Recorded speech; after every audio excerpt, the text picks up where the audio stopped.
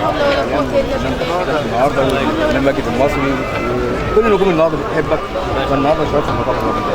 لا والله النقابه مشرفه بيهم كلهم عايزين يخدموا النقابه ودي روح حلوه منهم، لان الحكايه دي مسؤوليه اكتر منها يعني حاجه كويسه، يعني وقت بيضيعوا العضو في خدمه زمايله، والنقيب بيبقى عايش طول اليوم لخدمه زمايله، دي حاجه بنشكرهم عليها. وطبعا كل اللي بيقدموا يا رب كلهم يعني يشرفونا واحسن من الفنان زمايلي اللي ساعدني النهارده ان تواجد كل النجوم، الفنان امين كرارة، الفنان احمد قاسم، الفنان احمد دي، كل النجوم النهارده متواجدين، سواء اللي مرشح نفسه او نفسه، ده بيدي سوق للانتخابات النهارده. طبعا النجوم الكبار دول بيبقوا عنواننا طبعا، لان الموضوع ده مؤثر جدا في حياه كل واحد في النقابه، ان انتشار مجلس الاداره يعرفوا يخدموا الناس كلها، فاحنا مهتمين بده عشان طول السنه الناس كلها يعني تطلع اللي هي عايزاه. 8 سنين لما ليك نواب اشكرك.